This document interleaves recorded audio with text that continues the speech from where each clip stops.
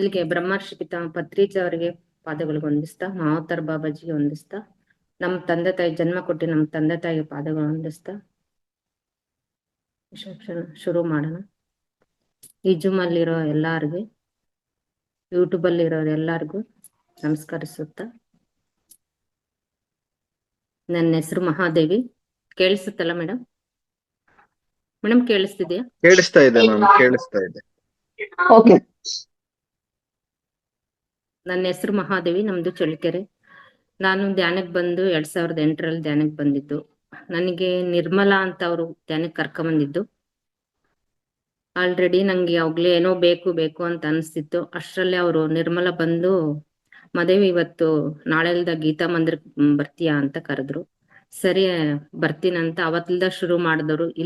ಇಲ್ಲೇವರೆಗೂ ನಾನು ಧ್ಯಾನ ಬಿಟ್ಟಿಲ್ಲ, ಕಂಟಿನ್ಯೂಸ್ ಧ್ಯಾನ ಮಾಡ್ತಾ ಇದ್ದೀನಿ.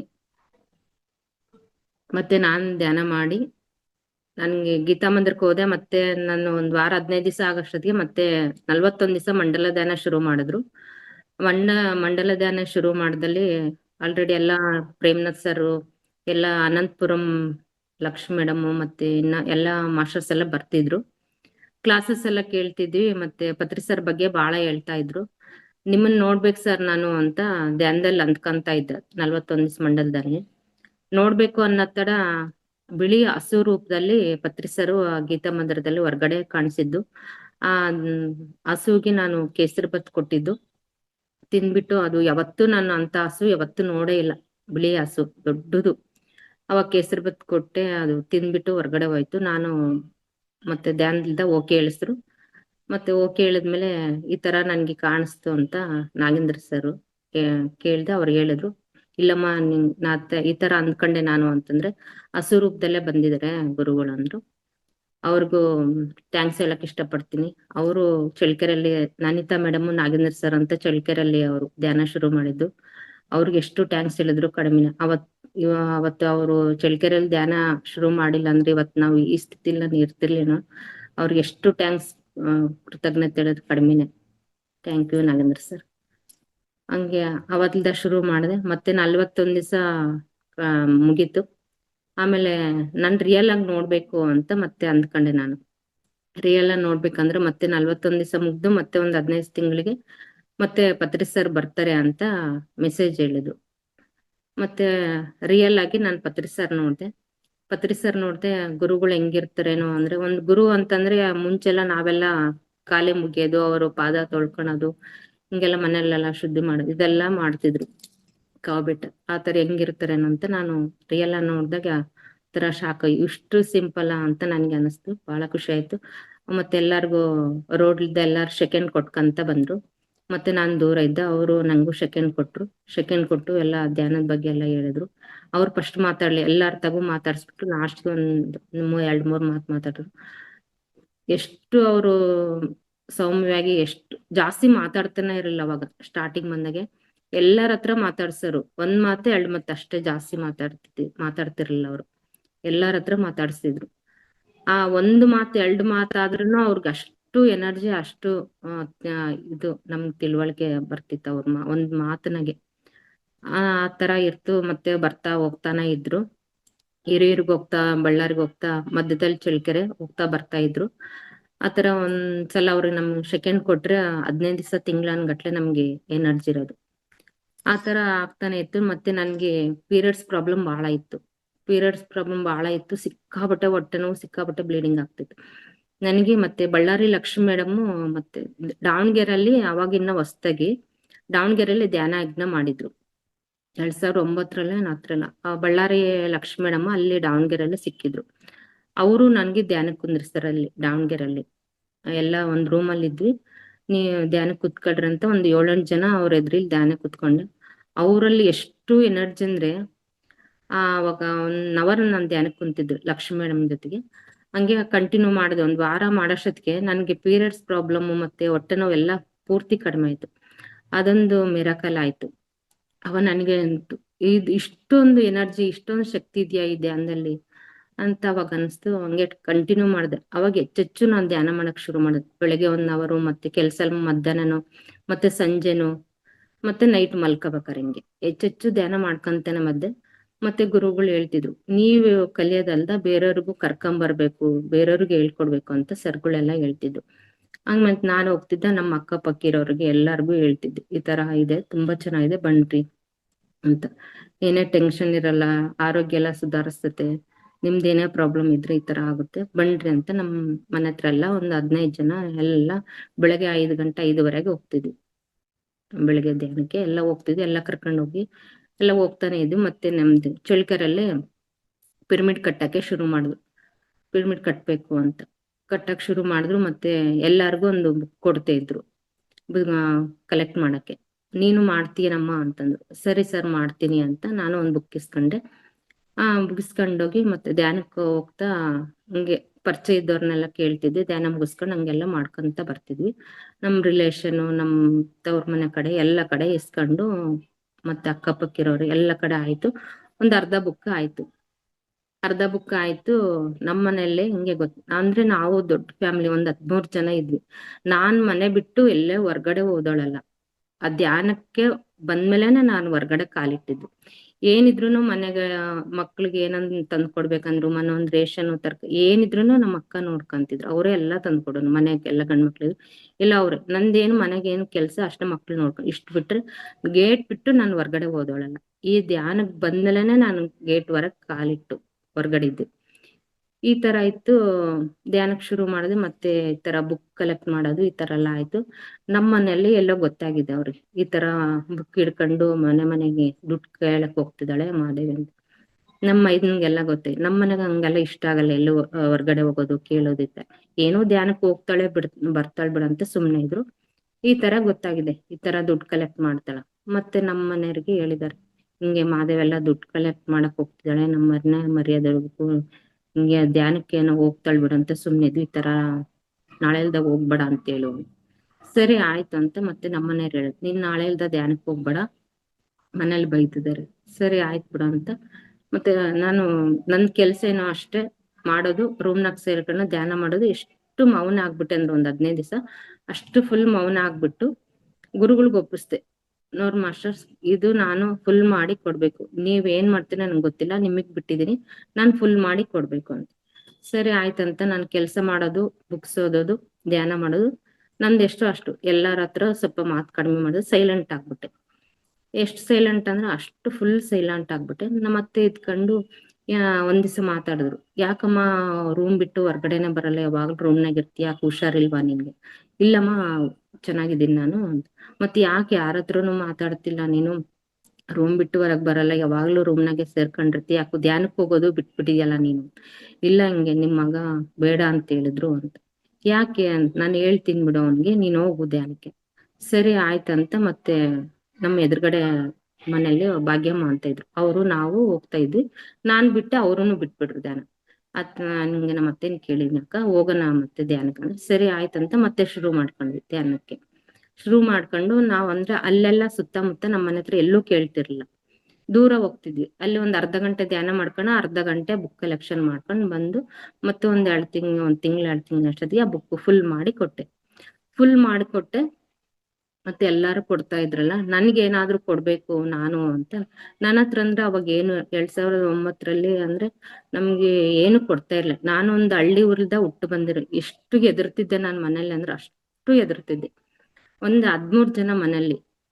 ಹಂಗ ಹಳ್ಳಿ ಊರ್ದ ಹುಟ್ಟು ನಮ್ದು ಊರಂದ್ರೆ ಉರುಕೊಂಡ ಅಂತ. ಅಲ್ಲಿ ಉರುಕೊಂಡಲ್ಲಿ ಒಂದ್ ಪಿರಮಿಡ್ ಇದೆ. ಉರುಕೊಂಡ ಹತ್ರ ಉಂಡಬಂಡ ಅಂದ್ರೆ ಇರ್ಬೋದ್ರದು, ಅಲ್ಲಿ ನಾವು ಹುಟ್ಟಿ ಬೆಳೆದಿದ್ದು ಉಂಡಬಂಡಲ್ಲಿ. ಇಲ್ಲಿ ಬಂದ್ಮೇಲೆ ದೊಡ್ಡ ಮನೇಲಿ ಎಲ್ಲಾ ದೊಡ್ಡೋರಂದ್ರೆ ಅವಾಗ ಅಷ್ಟು ಎದುರ್ತಾ ಇದ್ದೆ ನಾನು. ಹಂಗೆ ಏನನ್ ಕೇಳ್ಬೇಕಂದ್ರೆ ಒಂದ್ ಎದುರುತ್ತಿದ್ದೆ ನಾನು. ಇದಕ್ಕೆ ಎಲ್ಲಾರು ಕೊಡ್ತಿದಾರೆ, ನಾವು ಏನನ್ ಕೊಡ್ಬೇಕಲ್ಲ, ನಾನ್ ಹೆಂಗ್ ಕೇಳೋದು ಅಂತ ನಮ್ಮನೆಯವ್ರು ಏನು ಕೇಳ್ತಿರ್ಲಿಲ್ಲ. ನಾನು ಏನ್ ಕೇಳಿದ್ರೆ ಒಂದ್ 100-200 ಕೊಡಾರ.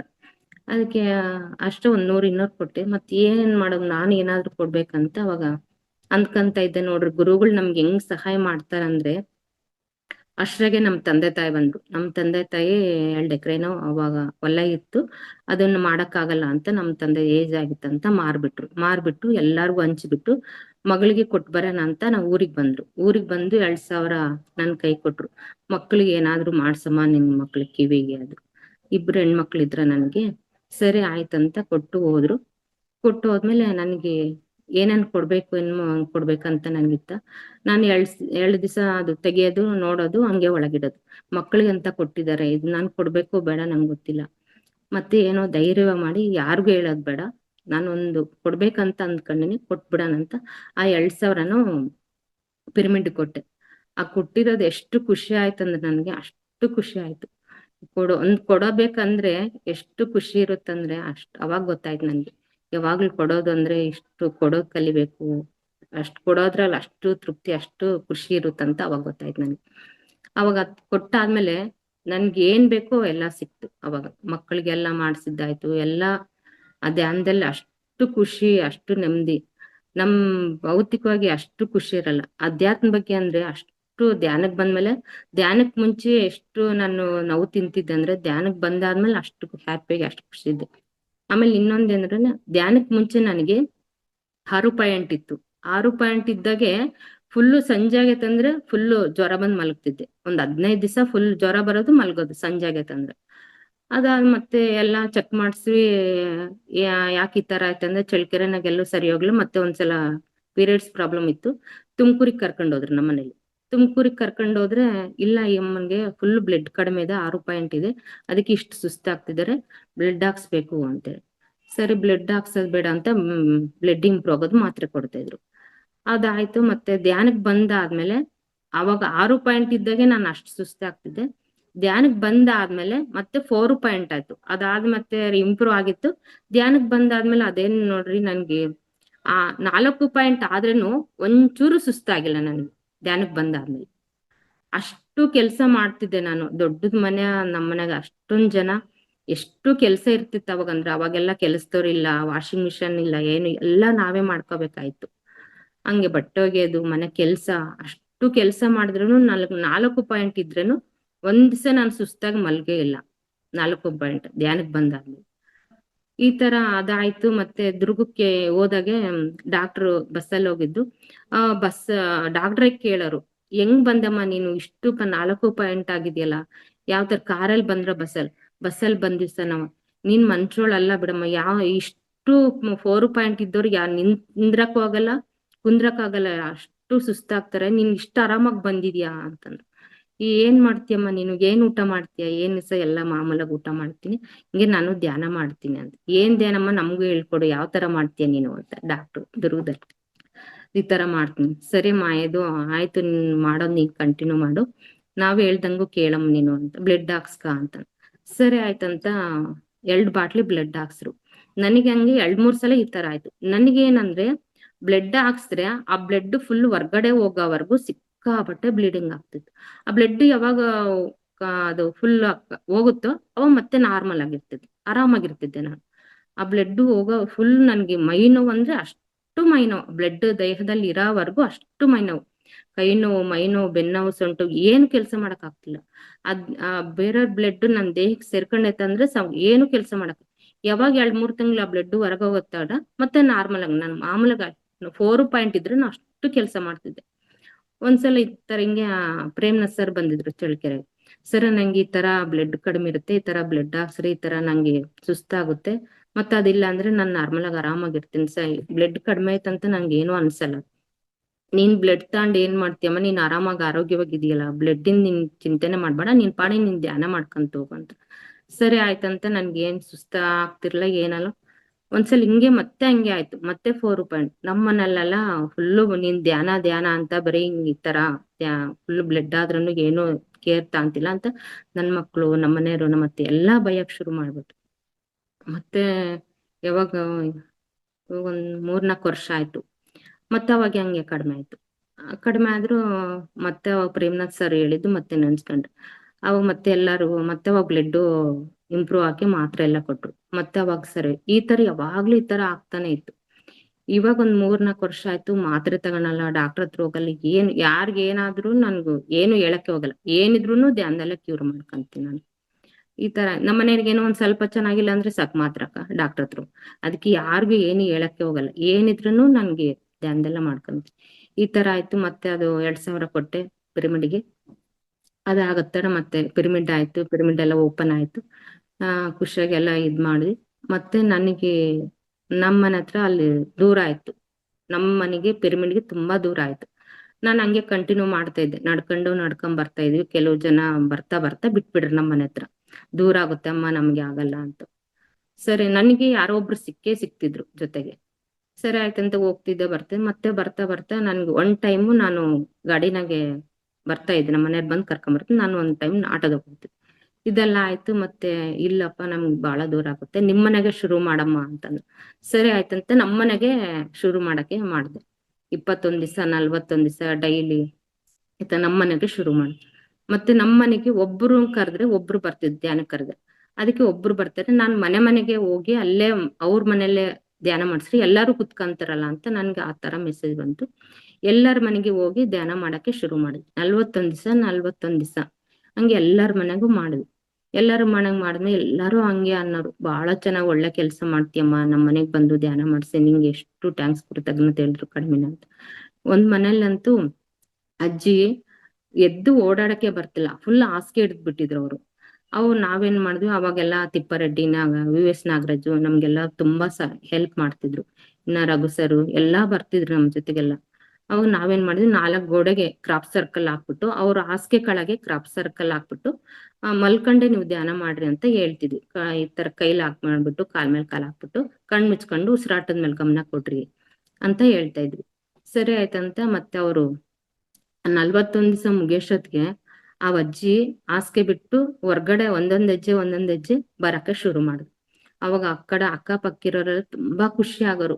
ನೀನ್ ಎಷ್ಟು ಒಳ್ಳೆ ಕೆಲ್ಸ, ಈ ಧ್ಯಾನದಲ್ಲಿ ಇಷ್ಟು ಎನರ್ಜಿ ಇದೆ. ಆ ಅಜ್ಜಿ ಎಷ್ಟೋ ವರ್ಷಗಳಾಯ್ತು ಹಾಸಿಗೆ ಹಿಡ್ದು, ಒಂದ್ ಹೆಜ್ಜೆ ಕೆಳಗಿಳಿತಿರ್ಲಿಲ್ಲ, ಇವಾಗ 41 ದಿವಸ ಮುಗಿಯೋಷ್ಟೊತ್ತಿಗೆ ಹೊರ್ಗಡೆ ಬಂದು ಕುತ್ಕೊಂತಿದಾರೆ ಅಜ್ಜಿ ಅಂತ. ಹಂಗೆ ಅದೊಂದಾಯ್ತು. ಮತ್ತೆ ಇನ್ನೊಂದ್ ಮನೇಲಿ ಒಬ್ರು ಹುಡುಗಿ ಗಂಡ ಬಿಟ್ಟಿದ್ರಂತೆ. ಅದೇನಾಗಿತ್ತೋ ಗೊತ್ತಿಲ್ಲ. ಹುಡುಗಿ ಅಡ್ಗೆ ಮನೆ ಬಿಟ್ಟು ಹೊರ್ಗಡೆ ಬಿಟ್ಟು ಆಗ್ಲೇ 3 ವರ್ಷ 4 ವರ್ಷ ಆಯ್ತಂತೆ. ಹೊರ್ಗಡೆ ರೋಡೇ ನೋಡಿರ್ಲ್ವಂತೆ, ಅಡ್ಗೆ ಮನೆ ಬಿಟ್ಟು ಹೊರ್ಗಡೆ ಬಂದಿರ್ಲಂತೆ, ಯಾರ ಹತ್ರ ಮಾತಾಡ್ತಿರ್ಲಂತೆ. ಮಾತಂಬದು ಫುಲ್ ನಿಲ್ಲಿಸ್ಬಿಟ್ಟಿದ್ಲಂತೆ. ಆ 41 ದಿವಸ ಮಂಡಲ ಧ್ಯಾನ ಅವ್ರು ಮಾಡಿಸ್ದಾಗ್ಲಿಂದ ಆ ಹುಡ್ಗಿನು ಯಾವಾಗ 41 ದಿವಸ ಫುಲ್ ಧ್ಯಾನ ಅಂದ್ರೆ ಅವ್ರ ಮನೆಗ್ ಮಾಡ್ತಿದ್ರು, ನೀವು ಮಾಡಿ ಕಂಟಿನ್ಯೂ ಅಂತ ಅವ್ರ ಮನೆಗೆ ಹೇಳಿ ಮಾಡ್ಸಿದ್ವಿ. ಆ ಹುಡ್ಗಿ ಅಡ್ಗೆ ಮನೆಯಲ್ಲೇ ಕುತ್ಕೊಂತಿತ್ತ, ನಾವ್ ಹೇಳಿ ಈ ತರ ಮಾಡು ಅಂತ. ನಮ್ಮ ಹತ್ರನೂ ಮಾತಾಡಿಲ್ಲ ಹುಡ್ಗಿ. ಆತರ 41 ದಿವಸ ಮಾಡಿಸ್ತೀವಿ. ಅದಾದ 41 ದಿವಸ ಮುಗಿಯೋಷ್ಟೊತ್ತಿಗೆ ಆ ಹುಡ್ಗಿನೂ ಹೊಸ್ಲಿ ಬಿಟ್ಟು ಹೊರಗಡೆ ಬಂದು ನಿಲ್ಲಕ್ಕೆ ಶುರು ಮಾಡಿ. ಅವಾಗ ಎಲ್ಲಾರು ಖುಷಿ ಪಡೋರು, ಇಷ್ಟು ಎನರ್ಜಿ, ಇಷ್ಟು ಶಕ್ತಿ ಇದೆಯಾ ಈ ಧ್ಯಾನಕ್ಕಂತ. ಹಂಗೆ ಮನೆಗೆಲ್ಲಾ ಮಾಡ್ವಿ. ಮತ್ತೆ ಹಂಗೆ ಕಂಟಿನ್ಯೂ ಮಾಡ್ತೀವಿ. ಎಲ್ಲಾರ್ಗು ಧ್ಯಾನಕ್ಕೆ ಕರ್ಕೊಂಡ್ ಹೋಗ್ತೀವಿ. ಮತ್ತೆ ಕಂಪ್ಲಿ ಅಂತ ಅಲ್ಲಿ ಸಸ್ಯಾಹಾರ ಜಾಗ್ತಿತ್ತು, ಅಲ್ಲೆಲ್ಲ ಒಂದ್ ಬಸ್ ಮಾಡಿ ವಿ ಎಸ್ ನಾಗರಾಜು ಎಲ್ಲಾರ್ನು ಅಲ್ಲಿ ಕರ್ಕೊಂಡ್ ಹೋಗಿದ್ವಿ, ಕಂಪ್ಲಿ ಕರ್ಕೊಂಡ್ ಹೋಗಿದ್ವಿ. ಅಲ್ಲೆಲ್ಲ ಹೋಗ್ತಿದ್ವಿ. ಹಿಂಗೆ ಎಲ್ಲೆಲ್ಲಿ ಪಿರಮಿಡ್ ಇದ್ರು ಮತ್ತೆ ಎಲ್ಲ ಬೆಂಗಳೂರಿಗೆಲ್ಲ ಕರ್ಕೊಂಡ್ ಹೋಗಿದ್ವಿ. ಈ ತರ ಎಲ್ಲ ಆಯ್ತು. ಮತ್ತೆ ನಮ್ ಮನೇಲಿ ಕರೋನಾ ಟೈಮ್ನಾಗೆ ಅವಾಗ ಎಷ್ಟು ಅಂದ್ರೆ ನಮ್ ಏರಿಯಾ ಪೂರ್ತಿ ಅಷ್ಟು ಜನ ಫುಲ್ ಮಲ್ಗಿದ್ದಾರೆ, ನಾನ್ ಮಾತ್ರ ಒಂದಿಸ್ಕು ಮಲ್ಗಿಲ್ಲ. ನಮ್ ಮನೆಗೆ ಎಲ್ಲಾರ್ಗು, ನನ್ ಮಕ್ಳಿಗೆ, ನಮ್ಮ ಮನೆಯವ್ರಿಗೆ, ಕೆಳಗಡೆ ನಮ್ಮ ಅತ್ತೆನ ಅವ್ರಿಗೂ ಫುಲ್ಲು ಇದಾಗಿತ್ತು. ನಮ್ ಏರಿಯಾ ಪೂರ್ತಿ ಕರೋನಾ ಬಂದಿತ್ತು. ಆದ್ರೂ ನಾನ್ ಯಾವತ್ತೂ ಮಲ್ಗಿಲ್ಲ, ಜ್ವರ ಅಂತ ಮಲ್ಗಿಲ್ಲ. ಅಷ್ಟು ಎನರ್ಜಿ ಆಗಿತ್ತು ಆ ಕರೋನಾ ಟೈಮ್ನಾಗಂತೂ. ಎಷ್ಟು ಜೂಮ್ ಕ್ಲಾಸ್ಗಳು ಅಂದ್ರೆ ಎಷ್ಟು ಕೇಳಕ್ಕೆ ಆಗಲ್ಲ, ಅಷ್ಟು ಜೂಮ್ ಕ್ಲಾಸ್ಗಳು, ಅಷ್ಟು ಜ್ಞಾನ ತಿಳ್ಕೊಂಡಿವ್ ನಾವು. ಅವಾಗೆ ನನ್ಗೆ ಅನ್ಸಿದ್ದು, ನಾನ್ ಯಾರು, ನಾನ್ ಏನಕ್ ಬಂದಿದ್ನಿ, ಇಷ್ಟೇನಾ ಕೆಲ್ಸ, ಬೇರೆ ಕಸ ನೆಲ ಪಾತ್ರೆ ಗಂಡ ಮಕ್ಳು ಇಷ್ಟೇನಾ, ನಾನ್ ಯಾರು, ನಾನ್ ಏನಕ್ ಬಂದಿನಿ, ನಾನ್ ಏನೋ ಒಂದ್ ಮಾಡ್ಬೇಕು, ಇದೆ ಅಲ್ವಾ ನನ್ ಕೆಲ್ಸ, ಇನ್ನ ಏನೋ ಇದೆ. ಅವಾಗ ನನಗ್ ಗೊತ್ತಾಯ್ತು ನಾನ್ ಯಾರು, ನಾನ್ ಏನ್ ಮಾಡ್ಬೇಕು. ಅವಾಗ ಪತ್ರಿ ಸರ್ಗೆ ಹೇಳ್ದೆ, ನಾನ್ ಏನಕ್ಕೂ ಮಾಡಕ್ ಬಂದಿನಿ, ನಾನ್ ಏನಕ್ ಬಂದಿನಿ ನೀವು ಮಾಡಿಸ್ಕೊಳ್ರಿ, ನಾನ್ ಮಾಡಕ್ ಸಿದ್ಧವಾಗಿದ್ದೀನಿ. ಅವಾಗಂದ್ರ ಆಂಧ್ರದಲ್ಲಿ ಬಾಲಕೃಷ್ಣ ಸರ್ ಮತ್ತೆ ಎಲ್ಲಾ ಕ್ಲಾಸ್ಗಳೆಲ್ಲ ಬಾಳ ಮಾಡ್ತಿದ್ರು. ಸಂಕಲ್ಪ ಧ್ಯಾನಗಳಂತೆ, ಕ್ಷಮಾಪನಾ ಧ್ಯಾನಗಳಂತೆ ಬಾಳ ಮಾಡ್ತಿದ್ರು. ಅವಾಗ ಮತ್ತೆ ನಮ್ಮ ಮನೇಲಿ ನಮ್ ರಿಲೇಷನ್ ಒಬ್ರು ನಮ್ಮನೇಲೆ ನನ್ಗೆ ಮದ್ವೆ ಆದ್ಮೇಲೆ 1 ವರ್ಷ ಚೆನ್ನಾಗಿದ್ವಿ. ನಮ್ಮನಲ್ಲಿ ಒಬ್ರು ನನ್ನ ಮಾತಾಡ್ಸೋದ್ ಬಿಟ್ಟಿದ್ರು. ಅದಂದ್ರೆ 10 ವರ್ಷ ನಮ್ಗೂ ಅವ್ರಿಗೂ ಮಾತೇ ಇರ್ಲಿಲ್ಲ. ಕ್ಷಮಾಪನಾ ಧ್ಯಾನ ಮಾಡ್ಸಿದ್ರು. ನಾನು ಒಂದ್ಸಲ ಟ್ರೈ ಮಾಡೋಣ ಅಂತ ಹಂಗೆ ನಾನು ಧ್ಯಾನ ಕುತ್ಕೊಂಡ್ಬಿಟ್ಟು, ಅವ್ರು ನನ್ನ ಎದುರಿಗಿದಾರ ಅಂತ ನಾನು ಧ್ಯಾನ ಮಾಡ್ದೆ. ಅಂದ್ರೆ ಎಲ್ಲ ನಾವೇ ಆಯ್ಕೆ ಮಾಡ್ಕೊಂಡ್ ಬಂದಿರ್ತೀವಿ. ಅದು ಇಲ್ಲಿಗ್ ಬಂದ್ಮೇಲೆ ನಮಗ್ ಗೊತ್ತಿರ, ಧ್ಯಾನಕ್ ಬಂದ್ಮೇಲೆ ಗೊತ್ತಾಗುತ್ತದು ನಾವೇ ಆಯ್ಕೆ ಮಾಡ್ಕೊಂಬಂದಿರ್ತೀವಲ್ಲ ಇದು ಅಂತ ನನಗ್ ಮುಂಚೆ ಗೊತ್ತಿಲ್ಲ. ಸುಮ್ನೆ ಅವ್ರು ಬೈಯೋರು, ನಾನು ಬೈಕೊಳೋದು ಈ ತರನೇ ಇತ್ತು. ಯಾವಾಗ ಫುಲ್ ಆಳವಾಗಿ ನಾನ್ ಧ್ಯಾನಕ್ಕೆ ಬಂದ ಅವಾಗ ಗೊತ್ತಾಯ್ತು, ಹೌದಲ್ಲ ಇದೆಲ್ಲ ನಾನೇ ಆಯ್ಕೆ ಮಾಡ್ಕೊಂಬಂದಿ, ಇದೆಲ್ಲ ನಾನು ಅನ್ನೋದ್ ತಪ್ಪು, ಇದ್ ನಾನೇ ಸರ್ ಮಾಡ್ಕೋಬೇಕು ಅಂತ. ಅವಾಗ ನಾನ್ ಧ್ಯಾನಕ್ಕೆ ಕುತ್ಕೊಂಡು ಈ ತರ ಹೇಳಿದ್ರು, ಕ್ಷಮಾಪನ ಮಾಡ್ಕೊಂಡ್ರೆ ಎಂತದಿದ್ರು ಸಾಲ್ವ್ ಆಗುತ್ತೆ, ನೋಡೋಣ ಅಂತ ಟ್ರೈ ಮಾಡ್ದೆ. ನಾನು 3 ದಿವಸ ನಾನು ಧ್ಯಾನಕ್ಕೆ ಕುತ್ಕೊಂಡ್ಬಿಟ್ಟು ಅವ್ರನ್ನೂ ಧ್ಯಾನಕ್ಕೆ ಕುಂದಿರ್ಸ್ಬಿಟ್ಟು, ದಯವಿಟ್ಟು ಹೋದ್ ಜನ್ಮದ ನನ್ಗೂ ನಿಮ್ಗೆ ಏನು ಇದಾಗಿತ್ತು ದಯವಿಟ್ಟು ಕ್ಷಮಿಸ್ರಿ ಅಂತ, ನೀವು ಕ್ಷಮಿಸ್ರಿ ನಾನು ಕ್ಷಮಿಸ್ರಿ ಅಂತ ಒಬ್ರಿಗೊಬ್ರು ಕ್ಷಮಾಪಣೆ ಕೇಳ್ಕೊಂಡು ಈ ತರ ಹೇಳಿದ್ರು, ಒಬ್ರಿಗೊಬ್ರು ಹಗ್ ಮಾಡ್ಕೊಳ್ಳೋದು. ಆ ತರ ಮಾಡಿದೆ 3 ದಿವಸ. ಆ ತರ ಮಾಡಿದ್ರೆ ಅಂದ್ರೆ ನಮ್ ಮನೆ ಹತ್ರನೇ ಓಡಾಡ್ತಿದ್ದು, ಯಾವತ್ತೂ ನನ್ಗ್ ಮಾತಾಡ್ಸಿಲ್ಲ ನಮ್ ರಿಲೇಶನ್ ಅವ್ರು. ಅವಾಗ ಎಷ್ಟು ಶಾಕ್ ನನ್ಗೆ ಆಯ್ತಂದ್ರೆ 3 ದಿವಸ ಅಷ್ಟೇ ನಾನ್ ಮಾಡಿದ್ದು, ದಯವಿಟ್ಟು ಕ್ಷಮಿಸ್ರಿ ಪ್ಲೀಸ್, ಹೋದ್ ಜನ್ಮದ ನಿಮ್ಗೆ ಏನೋ ತೊಂದ್ರೆ ಮಾಡಿದ್ರೆ ದಯವಿಟ್ಟು ಕ್ಷಮಿಸ್ರಿ, ತಪ್ಪಾಗೈತೆ ನನ್ಗೆ ತಪ್ಪಾಗೈತೆ ಅಂತ ಒಬ್ರಿಗ ಕ್ಷಮಾಪಣೆ ಕೇಳ್ಕೊಂಡು ಒಬ್ರಿಗೊಬ್ರು ಧ್ಯಾನದಲ್ಲಿ ಹಗ್ ಮಾಡ್ಕೊಂಡು ಈ ತರ ಮಾಡ್ದೆ. 3 ದಿವಸ ಮಾಡಿದ್ರೆ ನಮ್ಮನೆ ಮತ್ತೆ ಓಡಾಡ್ತಿದ್ರು ಅವ್ರು, ಏನಮ್ಮ ಚೆನ್ನಾಗಿದ್ಯಾ, ಮಕ್ಳು ಚೆನ್ನಾಗಿದ್ದಾರ, ಊಟ ಆಯ್ತಾ? ಹೆಂಗ್ ನನ್ಗ್ ಶಾಕ್ ಆಯ್ತು, ಅಪ್ಪ ಇಷ್ಟೊಂದ್ ಇದ್ಯಾ ಕ್ಷಮಾಪಣದಲ್ಲಿ, ಸಾರಿಯಲ್ಲಿ ಅಂತ ನನ್ಗೆ ಅನಿಸ್ತು. ಅವಾಗ್ಲಿಂದ ನಾನ್ ಮತ್ತೆ ಅದನ್ನ ಎಲ್ಲಾರ್ಗು ಹೇಳ್ಕೊಡಕ್ಕೆ ಶುರು ಮಾಡ್ದೆ. ಏನೇ ಆದ್ರೂನು ಪ್ರತಿಯೊಬ್ರಿಗೂ ಕ್ಷಮಾಪಣೆ ಕೇಳೋದು, ಸಾರಿ ಕೇಳಂದ್ರೆ ಅಷ್ಟು ಬಹಳ ಇಷ್ಟ ಆಯ್ತು ನನ್ಗೆ. ಅವಾಗ ಪ್ರತಿಯೊಂದಕ್ಕೂ, ರೈತರಿಗಾಗ್ಲಿ, ಪ್ರಕೃತಿಗೆ, ಮನೆಗೆ, ನಮ್ ಫ್ಯಾಮಿಲಿಗೆ ಎಲ್ಲದಕ್ಕೂ ಥ್ಯಾಂಕ್ಸ್ ಹೇಳಿ ಕೃತಜ್ಞತೆ ಹೇಳೋದಕ್ಕೆ ಅಷ್ಟು. ಇವಾಗ ನಾನ್ ಡೈಲಿ ಎಲ್ಲಾರ್ಗು ಹೇಳ್ಕೊಡ್ತೀನಿ, ನಾನು ಹೇಳ್ತೀನಿ, ಬೆಳಗ್ಗೆ ಎದ್ದೋಳದ್ ತಡ ಫಸ್ಟ್ ಎಲ್ಲಾರ್ಗು ಥ್ಯಾಂಕ್ಸ್ ಹೇಳಿ ಕೃತಜ್ಞತೆ ಹೇಳ್ಬೇಕು. ಪ್ರಕೃತಿಗೆ, ಭೂಮಾತೆಗೆ, ವಿಶ್ವಕ್ಕೆ, ಈ ನೀರಿಗೆ, ಎಲ್ಲದಕ್ಕೂ, ಈ ದೇಹಕ್ಕೆ, ದೇಹದಲ್ಲಿ ಎಲ್ಲಾ ಪಾರ್ಟ್ಸ್, ಎಲ್ಲ ಕಣಕಣಗಳಿಗೂ ಥ್ಯಾಂಕ್ಸ್ ಹೇಳಿ ಕೃತಜ್ಞತೆ ಹೇಳ್ಬೇಕು. ಇದೊಂದು ಬಹಳ ನನ್ ಕಲ್ತಿ, ಬಹಳ ನಂಗೆ ಇದು ಅನ್ವಯಿಸ್ತಂದ್ರೆ ಎಲ್ಲದಕ್ಕೂ ಈ ತರ ಹೇಳ್ಬೇಕು. ನನ್ಗಂತೂ ಬಹಳ ಇದಾಗಿದೆ ಇದ್ರಲ್ಲಿ. ಮತ್ತೆ ಎಲ್ಲ ಆಯ್ತು, ಮನೆಲ್ಲ ಹೇಳ್ಕೊಡ್ತಿದ್ವಿ, ಮತ್ತೆ ಹೊರ್ಗಡೆ ಎಲ್ಲ ಹೇಳ್ಕೊಡ್ತೀವಿ, ಮತ್ತೆ ಸ್ಕೂಲ್ಗಳಿಗೆಲ್ಲ ಹೇಳ್ಕೊಡ್ತಿದ್ವಿ, ಸ್ಕೂಲ್ಗಳಿಗೆಲ್ಲ ಹೋಗ್ತಿದ್ವಿ ಮಕ್ಳಿಗೆ ಎಲ್ಲ ಧ್ಯಾನ ಹೇಳ್ಕೊಡಕ್ಕೆ. ಅದಾಯ್ತು. ಮತ್ತೆ ಕರೋನಾ ಟೈಮ್ನಾಗೆ ಇಲ್ಲ ಆಯ್ತು, ಮತ್ತೆಲ್ಲ ನಮ್ಮ ಮನೆಗೆಲ್ಲ ಚೆನ್ನಾಗಾದ್ರು. ಪತ್ರಿ ಸರು ಅವಾಗ ಜೂಮಲ್ಲಿ ಎಲ್ಲ ಹೇಳ್ತಿದ್ವಿ, ಜೂಮಲ್ಲಿ ಎಲ್ಲ ನೋಡ್ತಿದ್ವಿ ಪತ್ರಿ ಸರ್ನ. ಅದ ಹೊರ್ಗಡೆ ಎಲ್ಲೂ ಬರ್ತಿರ್ಲಿಲ್ಲ. ಅದಾದ್ಮೇಲೆ ಮತ್ತೆ ನಮ್ಮ ಮನೇಲಿ ಒಂದು ಪ್ರಾಬ್ಲಮ್ ಬಂತು. ಏನಂದ್ರೆ ಅದು ನಮ್ಮ ಮನೇಲಿ ನಮ್ ಮಗಳದು ಮದುವೆ ಫಿಕ್ಸ್ ಆಗಿತ್ತು. ಮದುವೆ ಫಿಕ್ಸ್ ಆಗಿತ್ತು ಅಂದ್ರೆ ನಾನ್ ಜಾತಕ ಅವೆಲ್ಲ ನಂಬ್ತಾ ಇರ್ಲಿಲ್ಲ. ಧ್ಯಾನಕ್ ಬಂದ್ಬಿಡು ಬಿಡು ಅದ್ ನಾನ್ ನಂಬಲ್ಲವಲ್ಲ ಅಂತ ಸುಮ್ನಾದೆ. ಅವರು ಎಲ್ಲ ಒಪ್ಪಿದ್ರು, ನಾವೆಲ್ಲ ಒಪ್ಪಿದ್ವಿ. ಮತ್ತೆ ನಮ್ಮನೆಯವರು ಒಂದ್ಸಲ ತೋರ್ಸ್ಬೇಕು ಅಂತ, ಜಾತಕ ತೋರ್ಸ್ಬೇಕಂದ್ರ ಸರಿ ಆಯ್ತಂತ ತೋರ್ಸಿದ್ರೆ, ಒಬ್ರು ಚೆನ್ನಾಗೈತೆ ಅಂತಾರೆ, ಒಬ್ರು ಚೆನ್ನಾಗಿಲ್ಲ ಅಂತ.